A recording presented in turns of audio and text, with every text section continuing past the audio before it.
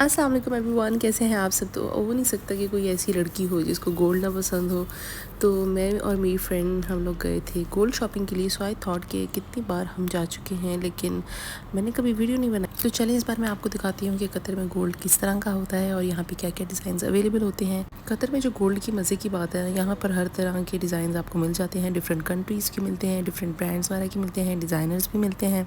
Mostly gold यहाँ पे बहुत अच्छी क्वालिटी का होता है, जितने का बताते हैं उसी परसेंटेज में होता है। ये नहीं कि बहुत ही अजीब गरीब सी मिलावट हुई होती है। तो हमने हर तरह की रिंग्स देखी। फ़र्स्ट ऑफ़ ऑल जब हमने ये छल्ले वगैरह देखे ना, हमें ये बहुत अच्छे लगे। दे वर वेरी सिंपल, लेकिन उस टाइम पे हमें इतना समझ नहीं आया कि यार लें क्या क्या करें।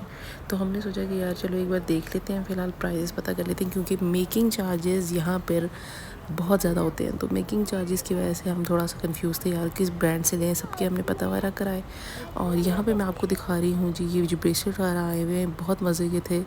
और मोस्टली यहाँ पर जो मैं आपको दिखा रही हूँ ये 18 कैरेट्स वाले हैं, क्योंकि 18 कैरेट में ही इतना डिज़ाइन वगैरह बनता है। इस टाइप के जो मॉडर्न डिज़ाइन होते हैं वो 18 कैरेट में मोस्टली बनते हैं।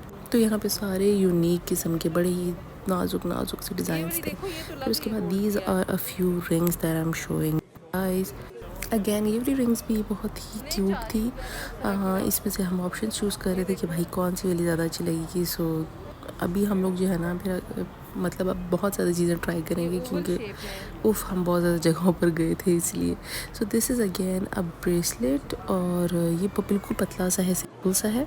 अच्छा, मोस्टली पाकिस्तान में इतनी ज़्यादा जो है ना इस तरह की चीज़ें नहीं पहनते, लेकिन फ़ॉरेन कंट्रीज़ में जो इस तरह के ब्रेसलेट्स वगैरह पहनना बहुत ही आम है और दूसरी नेशनैलिटीज़ जो हैं वो बहुत ज़्यादा पहनती हैं, जिसकी वजह से यहाँ पर भी मिल जाते हैं। So she wanted something similar, तो हम उसके लिए उस तरह की चीज़ें देख रहे थे। ये जो सारे पेंडेंट थे ना, ये तो बहुत ही छोटे छोटे से थे और बहुत ही इनके क्यूट और डिफरेंट तरह के डिज़ाइंस थे, बट इनमें से कोई भी हमें कोई ख़ास पसंद नहीं आया, तो हमने इन्हें पास करा दिया।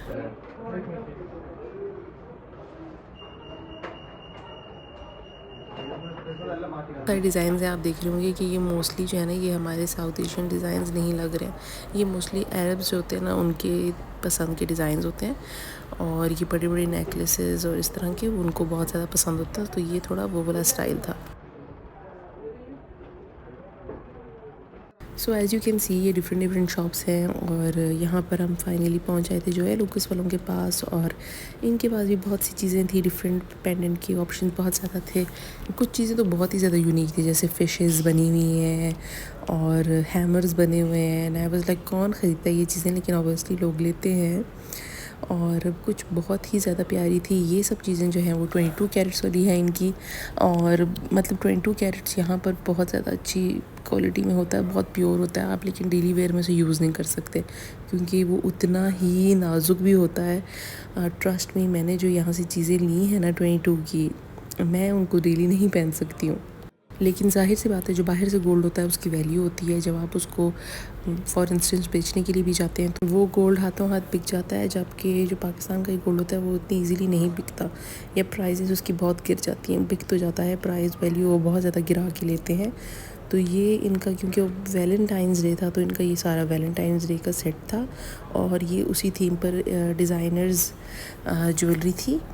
ये सब बहुत क्यूट थी, लेकिन बहुत ही नाजुक और बहुत ही जो है ना डेलिकेट सी पीसेस थे। और अगेन ये स्पेशल ओकेजन पे आप पहन सकते हैं, डेली वेयर के लिए नहीं थे। चेन्स इनकी बहुत पतली थी, प्लस आप स्विच भी नहीं करवा सकती, क्योंकि ये अटैच्ड हुए हुए थे उनके साथ। मतलब ये एज अ सेट बिक रहे थे, उनकी एज अ सेट उन्होंने मेजरमेंट करके और सारा कुछ उस तरह से किया था, और इसी तरह ख़रीदने थे। अगेन मैं एक टिप दूंगी कि स्टोन बहुत ज़्यादा लड़कियों को पसंद आते हैं, लेकिन प्लीज़ अवॉइड करें, क्योंकि मैंने एक रिंग ली थी, उसका हर वक्त उछल के जो है ना स्टोन निकल आता था। फिर बार बार फिक्स करवाओ, ओबियसली वो दोबारा लगा के दे देते हैं, कोई मसला नहीं होता, लेकिन वो बार बार निकलता ही रहता है, अनलेस कि आप बहुत ही कोई अच्छी सेटिंग वाला स्टोन लें, जैसे डायमंड की सेटिंग वो करते हैं, लेकिन उसकी भी गारंटी नहीं, कभी निकल भी सकता है। ये सब भी खैर थे 18 कैरेट के। सो जो 18 कैरेट गोल्ड होता है वो होता है जी 75% गोल्ड, और जो 22 कैरेट होता है वो मेरे ख्याल से अराउंड 92% होता है या 91 होता है। मेरे ख्याल से 92% होता है। अगेन फिर वो जो 24 वाला होता है वो उससे भी ज़्यादा होता है। जो मैंने नोटिस किया है वो हम लोग साउथ एशियन जो है हम लोग 22 कैरेट बहुत ज़्यादा लेते हैं, ठीक है। लेकिन जो यहाँ पे अरब्स हैं दे प्रेफर 18 कैरेट गोल्ड, क्योंकि वो हर वक्त पहन के रखते हैं और जो उनके डिज़ाइन वगैरह होते हैं वो सब 18 कैरेट में ईज़िली मिलते हैं। और 22 कैरेट गोल्ड यहाँ पे बहुत ही ज़्यादा सॉफ्ट होता है, वो आप डेली वेयर में नहीं यूज़ कर सकते, उसकी प्योरिटी बहुत अच्छी होती है। तो पाकिस्तान में तो जो 22 कैरेट कहते हैं और वो पूरा पूरा साल पहन के रखते हैं, उनकी चूड़ियाँ टेढ़ी भी नहीं होती। मेरी तो चूड़ियाँ टेढ़ी हो जाती हैं अगर मैंने पहनूँ तो। और यहाँ पर ये है कि अगर आप पाकिस्तान का कोई गोल्ड की चीज़ यहाँ पे एक्सचेंज करवाएंगे तो वो भी उसे डायरेक्टली नहीं लेते हैं, वो उसको पूरा मेल्ट करके और फिर उसके बाद देखते हैं कि वो कितना % गोल्ड है या कुछ इस तरह का कुछ करते हैं उनके साथ, क्योंकि यहाँ पे उन्हें उनकी प्योरिटी पे थोड़ा शक होता है कि कितना % प्योर है और कितना लिखा हुआ है, इस वजह से वो इस तरह से करते हैं। लेकिन अगर यहाँ पे आप ज्वेलरी अपनी रीसेल करना चाहते हैं तो वो आपको एक्सचेंज करते हैं, कैश में नहीं देते कि कैश ले लें, क्योंकि वी ट्राइड वंस, लेकिन इस तरह से नहीं होता। ये लोग कैश नहीं देते, उस तरह से वो कहते हैं कि आप चेंज करवा सकते हैं, तो आप कैश नहीं ले सकते। तो प्लीज़ आप ही मुझे बताइएगा कि अगर आप कतर में रहते हैं तो आप कहाँ से गोल्ड की ज्वेलरी ख़रीदते हैं, कहाँ पे मेकिंग चार्जेस अच्छे हैं, अफोर्डेबल रेट्स हैं और डिज़ाइंस भी अच्छे हैं।